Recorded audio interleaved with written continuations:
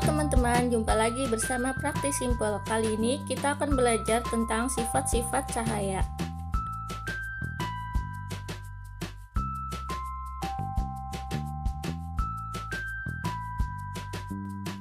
Sifat cahaya yang pertama adalah cahaya merambat lurus.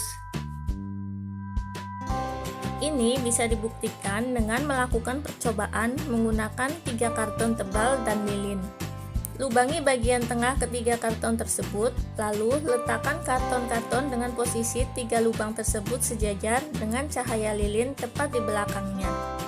Lalu kita perhatikan apa yang terjadi.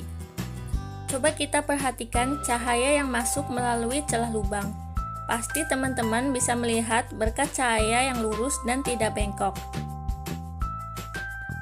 Sifat cahaya ini bisa dimanfaatkan dalam kehidupan sehari-hari, misalnya penggunaan lampu sorot pada kendaraan seperti mobil atau sepeda motor, dan juga lampu mercusuar.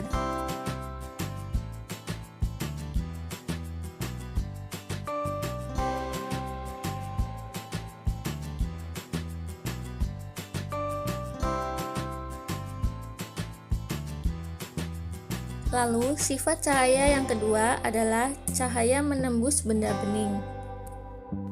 Untuk membuktikannya, kita bisa melakukan percobaan menggunakan cahaya matahari atau cahaya senter, gelas atau benda-benda transparan. Letakkan gelas seperti pada gambar, lalu arahkan cahaya ke tembok berwarna putih. Perhatikan apa yang akan terjadi. Di sini kita akan melihat gelas kaca yang bening dapat ditembus oleh cahaya senter tersebut.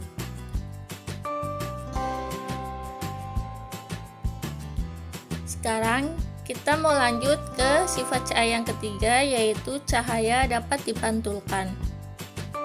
Sifat cahaya yang ketiga ini bisa kita buktikan dengan melakukan percobaan menggunakan cermin datar dan juga senter.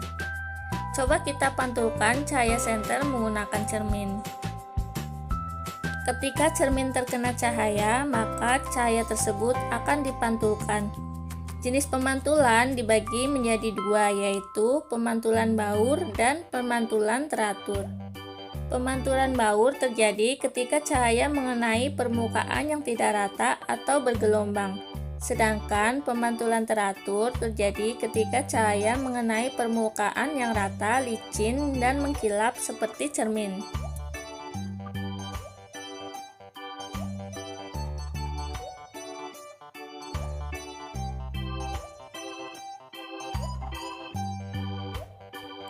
Kemudian, sifat cahaya yang keempat adalah cahaya dapat dibiaskan. Pembuktian sifat cahaya ini bisa kita buktikan dengan melakukan percobaan menggunakan pensil dan juga gelas yang diisi air. Masukkan pensil ke dalam gelas yang berisi air tersebut, lalu kita amati apa yang akan terjadi.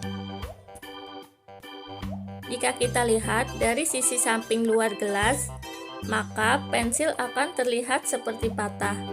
Hal ini terjadi karena adanya peristiwa pembelokan cahaya setelah melalui medium rambat yang disebut dengan pembiasan cahaya.